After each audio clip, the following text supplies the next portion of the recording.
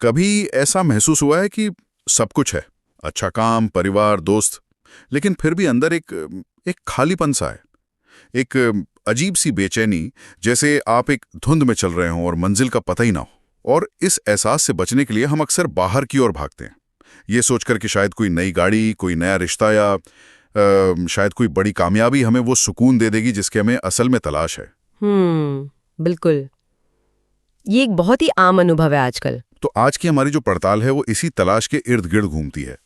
हमारे पास ओशो की एक किताब में मुक्ति की आकांक्षा और उसकी एक बहुत ही दिलचस्प समीक्षा है। अच्छा। अब हम सिर्फ ये नहीं देखेंगे कि इस समीक्षा में क्या लिखा है, बल्कि हम उन विचारों को थोड़ा कुरेदने की कोशिश करेंगे और ये समझेंगे कि क्या वाकई सच में एक किताब किसी के सोचने का नजरिया बदल सकती है। ये एक बड़ा सवाल है। बिल्कुल, हमारा मिशन यही है, उस दावे की तह तक जाना। और देखिए, शुरुआत ही एक बड़े दावे से होती है। समीक्षा में साफ लिखा है कि ये किताब सिर्फ पढ़ने के लिए नहीं है, बल्कि पाठक को बदलने के लिए लिखी गई है। बदलने के लिए? हाँ, ये सिर्फ जानकारी नहीं, एक अनुभव देने का वादा करती है। ये एक बहुत बड़ा और साहसी दावा है। बदलना एक बहुत भारी शब्द है। ज्यादातर किताबें हमें जानकारी देती हैं, कुछ हमें सोचने पर मजबूर करती हैं, लेकिन बहुत कम होती हैं जो किसी को बदलने का इरादा रखती हैं। सही बात है। तो समीक्षा का ये कहना इस किताब को सिर्फ एक दार्शनिक ग्रंथ नहीं, बल्कि एक तरह का, आप कह सकती हैं, प्रैक्टिकल टूल बना देता है। एक औजार की तरह। हाँ, एक ऐसा औजार जिसका मकसद सिर्फ ज्ञान देना नहीं, बल्कि किसी के अंदर एक असल बदलाव की प्रक्रिया शुरू करना है। तो सवाल ये है कि ये बदलाव है क्या?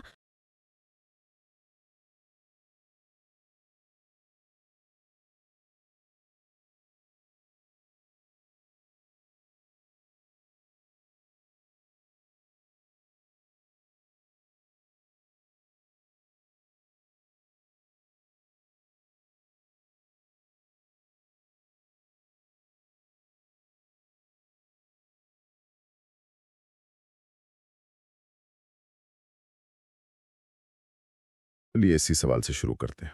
इस पड़ताल का जो सबसे बुनियादी और पहला आइडिया है, वो सुनने में बहुत सीधा साधा लगता है। जी। सच्ची आजादी बाहर नहीं, अपने अंदर है। हम अपनी रोजमर्रा की जिंदगी में आजादी कहाँ कहाँ नहीं ढूंढते। कोई सोचता है कि बहुत सारा पैसा कमा लूंगा तो आजाद हो जाऊंगा। बिल्कुल। कोई सोचता है कि सही पार्टनर मिल जाएगा तो सारे बंधन टूट जाएंगे। कोई सामाजिक प्रतिष्ठा में ऐसे खोजता है। यहाँ तक कि लोग पूजा पाठ और कर्मकांडों में भी एक तरह की मुक्ति ही तो खोज रहे हैं। हाँ। और यहीं पर एक बहुत दिलचस्प मोड़ आता है। ये किताब समस्या की परिभाषा ही बदल देती है। आमतौर पर हम सोचते हैं कि हम बाहरी चीजों से बंधे हैं, समाज से, जिम्मेदारियों से, हालातों से। बिल्कुल। लेकिन जो बात निकल कर आती है वो ये है कि हम जिन चीजों से आजादी चाहते हैं, जैसे दुख, तनाव, डर, गुस्सा, हाँ, उन्हें कोई और नहीं, हम खुद ही पैदा करते हैं।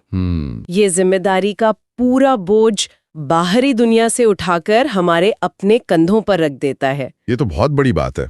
ये कहना कि मैं अपने दुख का कारण खुद हूं, ये सुनना भी मुश्किल लगता है। बिल्कुल है। हम तो हमेशा कहते हैं उसकी वजह से मेरा मूड खराब हो गया, या हालात ही ऐसे हैं कि टेंशन हो रही है। ये विचार तो पूरी सोच को ही बदल देता है।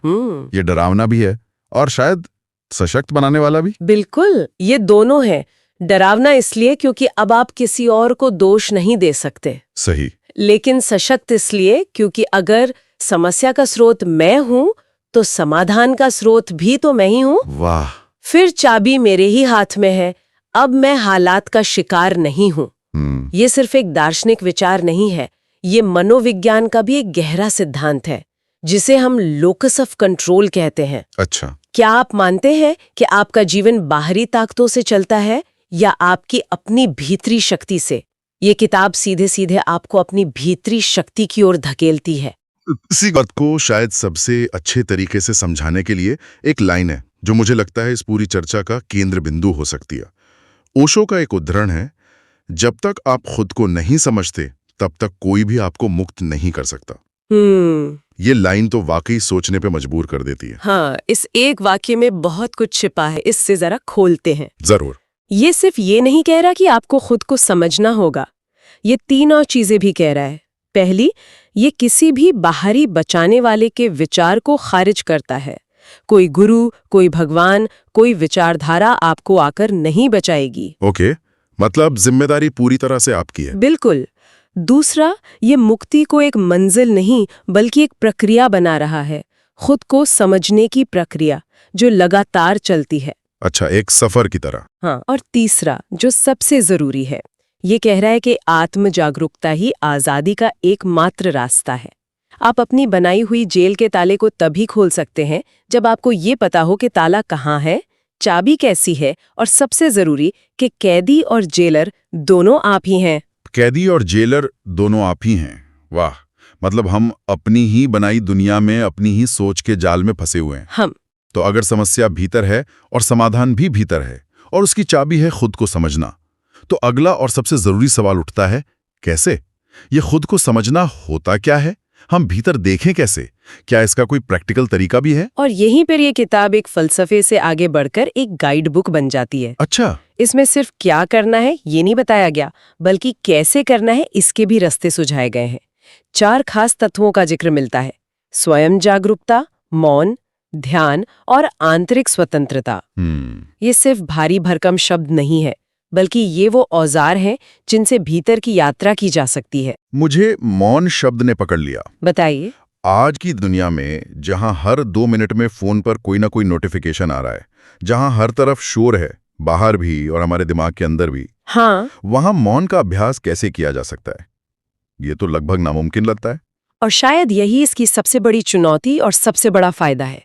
यहाँ मौन का मतलब सिर्फ चुप हो जाना या किसी शांत कमरे में बैठ जाना नहीं है, ये उससे कहीं गहरा है। मतलब? यह विचारों के शोर से मुक्ति है।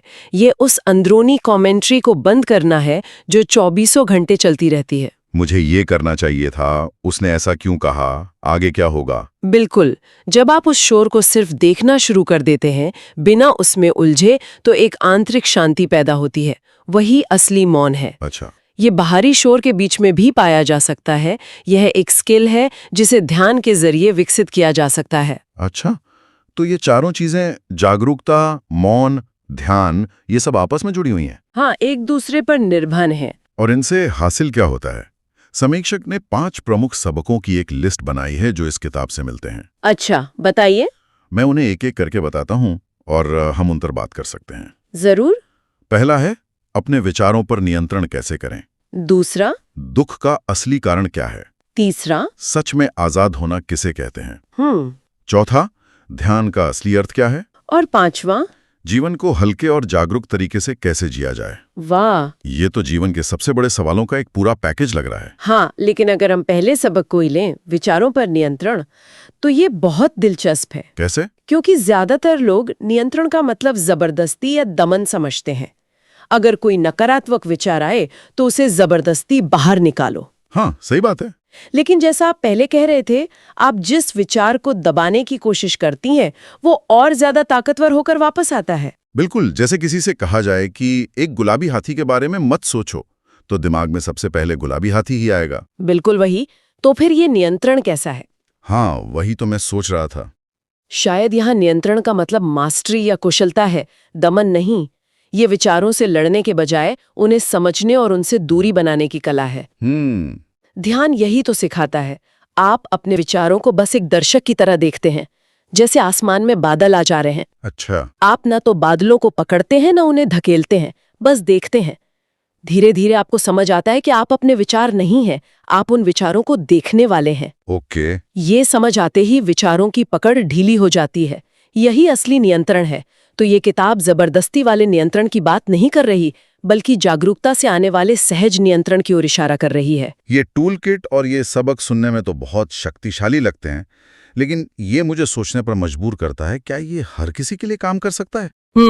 या फिर इसके लिए किसी खास तरह की मानसिकता या आध्यात्मिक झुकाव की जरूरत है? समीक्षा में इस बारे में कुछ कहा गया है कि यह किसके लिए सबसे ज्यादा फायदेमंद होगा? हाँ, इस पर बात की गई है।